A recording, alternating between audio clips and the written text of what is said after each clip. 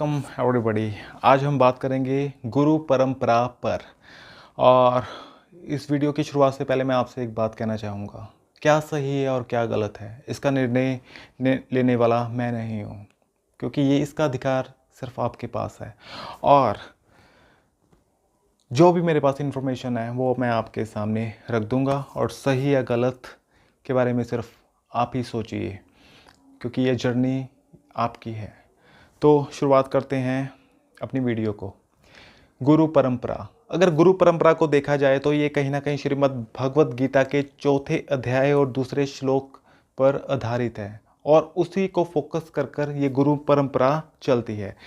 अगर भगवत गीता की बात की जाए तो वहाँ पर श्री कृष्णा उस श्लोक में अर्जुन से कह रहे हैं कि अर्जुन, प्राचीन काल में यह ज्ञान मैंने पहले सूर्य को दिया था, और सूर्य के बाद ये मनु के पास गया, और मनु से ये इक्ष्वाकु के पास गया, और अब उसके बाद ये ज्ञान फिर ये महर्षियों के पास गया, और ये परंपरा में रहते हुए ये ज्ञान आगे बढ़ा। और आगे जाकर यहाँ पर इंटरेस्टिंग चीज़ ये है कि आगे जाकर यह ज्ञान विलुप्त हो गया, और उसके बाद दोबारा मैं यह ज्ञान आपको दोबारा दे रहा हूँ। और वो समय पर जब दोबारा श्री कृष्णा अर्जुन को वह ज्ञान दे रहे थे, और उसी समय वहाँ पर हनुमान जी थे, बार्ब्रिक भी देख रहे थे, और व्यास जी थे, और धृतराष्ट्र संजय को बता रहे थे। तो इनकी इन्वॉल्वमेंट वहाँ पर थी। और जहाँ तक इस्कॉन की गुरु परंपरा की बात की जाए तो वहाँ पर जो पहले 4 नाम हैं, तो वहाँ पर सबसे पहले आता है श्री कृष्णा का नाम, उसके बाद आता है ब्रह्मा जी का नाम, और उसके बाद नारद जी का, और उसके बाद चौथे नंबर पर व्यास जी का। तो ये काफ़ी अपने आप में इंटरेस्टिंग है। तो अगर श्री कृष्णा की बात की जाए तो श्री कृष्णा ने स्वयं कभी भी अपने मुख से ब्रह्मा जी का जिक्र ही नहीं किया। ये अपने आप में इंटरेस्टिंग है। और उसके बाद जिसका जिक्र किया है, जो माध्यम है, वो अर्जुन है, और अर्जुन का कहीं कुछ परंपरा में कुछ नाम है ही नहीं, उसका कुछ जिक्र है ही नहीं परंपरा में, जिसको ये माध्यम बताया जा रहा है। और कहीं ना कहीं अगर हमारे दिमाग में आ जाए नहीं कि भगवतम में कहीं ना कहीं कथा है कि हंस रूप में श्री कृष्णा ने ब्रह्मा जी को ज्ञान दिया था, या फिर जब वो 7-8 वर्ष की आयु में थे तब उन्होंने ब्रह्मा जी को ज्ञान दिया था, तब ब्रह्मा जी ने स्तुति की थी गोविंदम आदि पुरुषम करके। तो ठीक है, उन्होंने दिया था, लेकिन श्री कृष्णा ने जब महाभारत का युद्ध था तो उनकी जो आयु थी वो तकरीबन 80 ईयर्स की थी, 80 वर्ष के थे। तो तब भी जब उन्होंने दोबारा भी जिक्र किया, तब भी उन्होंने अपने मुख से ब्रह्मा जी का जिक्र किया ही नहीं है। अगर श्री कृष्णा के जीवन काल की बात की जाए तो श्री कृष्णा ने अपने जीवन काल में उद्धव को ज्ञान दिया, भीष्म को ज्ञान दिया, युधिष्ठिर को ज्ञान दिया, दोबारा एक बार फिर अर्जुन को ज्ञान दिया, उत्तंग मुनि को ज्ञान दिया। वो तो किसी परंपरा में नहीं आ रहे, तो परंपरा कैसे ये बन गई? हालांकि 4.2 जो चैप्टर है और दूसरा श्लोक है श्रीमद् भगवत गीता का, उसको आधार रखकर ये परंपरा की चीज़ें बताई जाती हैं, समझाई जाती हैं। तो इन्हीं जो श्री कृष्णा के मुख से जिनके नाम निकले हैं, उन्हीं का परंपरा में नाम नहीं है। ये तो एक ऐसी बात होगी कि टीम के कैप्टन को ही टीम से बाहर निकाल दिया गया, और परमात्मा जाने, भगवान जाने कैसे ये परंपरा आगे बनी। और अगर हम व्यास जी की बात की जाए तो व्यास जी तक सब चीज़ें सिमटी हुई थी। व्यास जी अपने आप में योग्य थे, लेकिन जैसे ये परंपरा का ज्ञान, चाहे वो कोई भी संप्रदाय हो, चाहे वो 2 हो या 4 हो, कोई भी संप्रदाय हो, व्यास तक चीज़ें सिमटी हुई हैं। लेकिन आगे जैसे व्यास से आगे चीज़ें जाती हैं तो बिखरती हुई नज़र आती हैं। वहाँ पर चाहे वो आदि शंकराचार्य हो, चाहे रामानुजाचार्य हो, चाहे वो माधवा हो, इनकी आपस में ही इनकी वो क्रिटिसिज्म स्टार्ट हो गया, डिफरेंसेस स्टार्ट हो गए। इसका तो मतलब ये हुआ कि जैसे डॉक्टर किसी को मेडिसिन दे देता है और मेडिसिन रिएक्शन कर जाती है, तो इस ऐसा ही कुछ हिसाब किताब यहाँ पर हुआ है, क्योंकि ये सारा का सारा ज्ञान व्यास जी द्वारा ही गया था, लेकिन इनसे ये बैलेंस हुआ ही नहीं, उल्टा ये क्रिटिसिज्म पे आ गई चीज़ें। ये कोई नया ज्ञान नहीं था, ये व्यास जी द्वारा ही इन्होंने आगे दिया है, अगर परंपरा को देखा जाए तो ये बड़ी ही अजीब चीज़ें हैं। और इसका भुगतान कहीं ना कहीं हमारी पीढ़ी को करना ही पड़ेगा, क्योंकि उन्हें पता ही नहीं चलेगा कि योग्य गुरु है ही कौन। इसका मतलब ये है कि जो व्यास से आगे गए हैं तो उनकी योग्यता पर सवाल खड़ा हो जाता है। तो अगर हम यहाँ पर मीरा की बात करें तो मीरा कहीं ना कहीं प्रेमा भक्ति से जोड़ा जाता है। मीरा को, वो अपने आप में मिसाल थी मीराबाई। और मीराबाई के जो गुरु थे वो रविदास जी थे, गुरु रविदास जी थे। गुरु रविदास जी किसी भी परंपरा में नहीं थे, ना ही मीरा किसी परंपरा में नहीं थी। ऐसा भी नहीं है कि मीरा को नहीं पता होगा, मीरा चाहती तो वो परंपरा में जा सकती थी, लेकिन वो योग्यता पर जब सवाल आता है तब चीज़ों का पता लगता है कि योग्य कौन है। तो जो मीरा है और जो रविदास जी हैं, वो प्रेमा भक्ति को उन्होंने स्वयं अनुभव किया हुआ है, और अंतकरण में श्री कृष्ण ही प्रकट हुए हैं, क्योंकि उनकी बिना उनके प्रेमा भक्ति हो ही नहीं सकती। जब श्री कृष्णा जब अंतकरण में जब प्रकट होते हैं तभी भक्ति का उदय हो जाता है। और ध्यान में रखने वाली बात आ जाएगी कि भक्ति और प्रेमा भक्ति ये किसी भी परंपरा में नहीं आ सकती। प्रेम किसी भी परंपरा में नहीं आ सकता। जब किसी परंपरा में प्रेम आएगा तो परंपरा की जो बेड़ियां हैं वो टूट जाएंगी, क्योंकि प्रेम अपने आप में अनंत है, प्रेम असीम है, प्रेम स्वयं श्री कृष्ण ही हैं। तो यहाँ पर परंपरा को आगे रखकर चीज़ें चलाई जाती हैं, क्योंकि वो अगर प्राचीन काल में भी देखा जाए तो प्राचीन काल में भी भाई कहीं ना कहीं जो ये परंपरा है विलुप्त हो गई।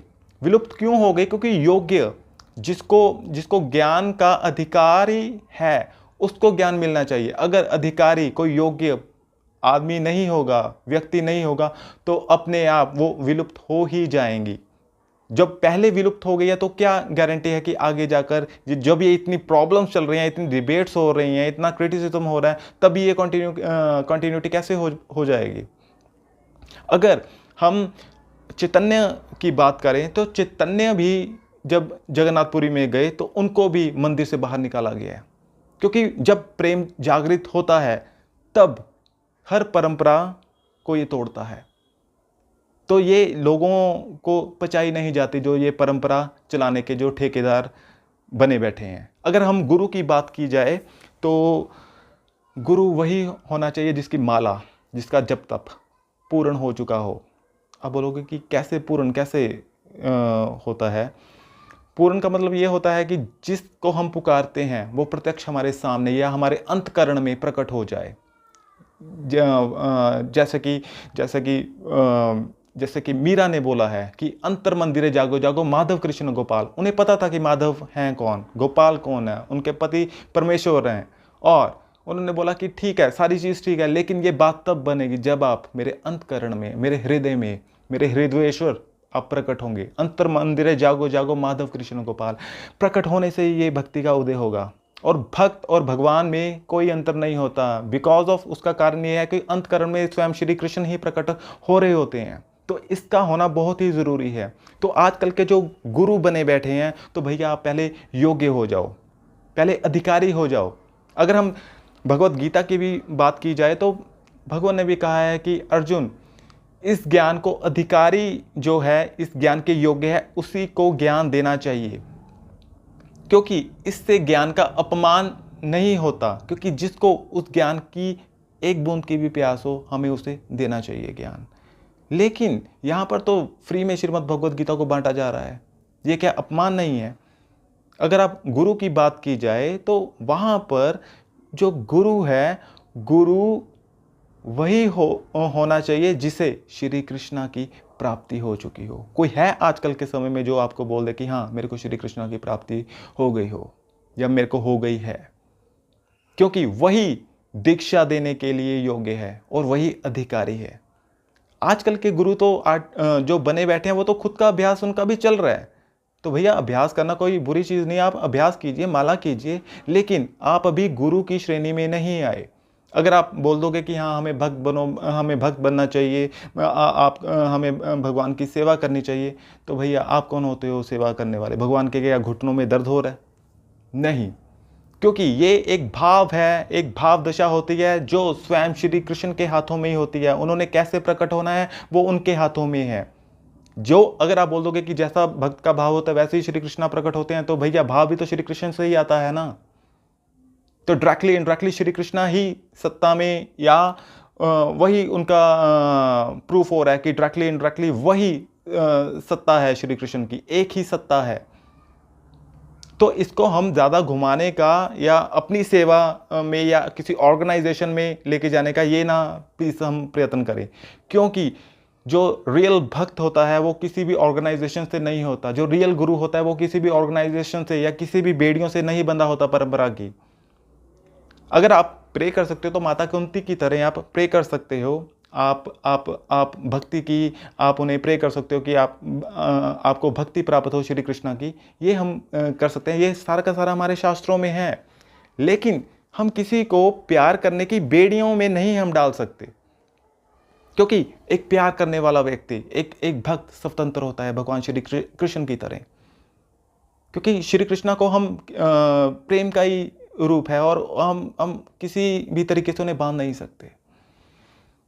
तो जो ये मैंने बोला ये धर्म था, ये मेरा कर्मा था, मुझे लगा कि ये चीज़ें रखनी चाहिए। क्या सही है क्या गलत है इसका अनुमान आप लगा सकते हो, लेकिन ये मेरा कर्तव्य था।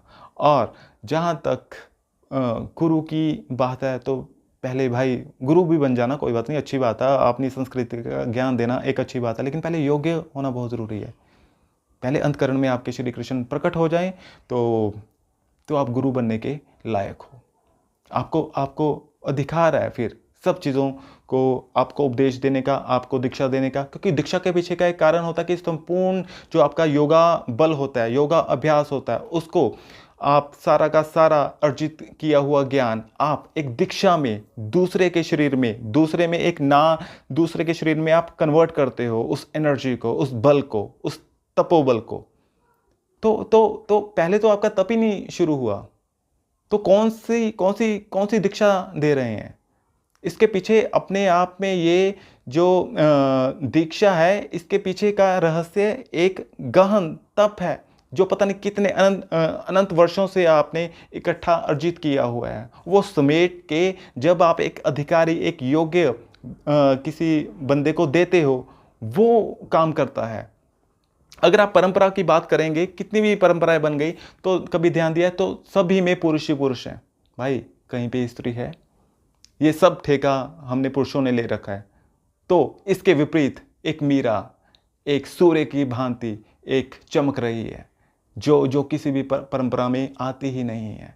और सबसे एक हैवी इम्पैक्ट मीराबाई का है। ऐसा नहीं है कि दूसरे भक्त नहीं हैं, वो भी भक्त थे, लेकिन इसके विपरीत हमने एक पुरुषों में ढाल बना दी कि ये सारे के सारे यही परंपरा में आ सकते हैं। तो भैया परंपरा जो है उससे ऊपर कहीं ना कहीं प्रेमा भक्ति है। प्रेमा भक्ति सब परंपराओं से ऊपर है, वो सब बेड़ियों को तोड़ देती है।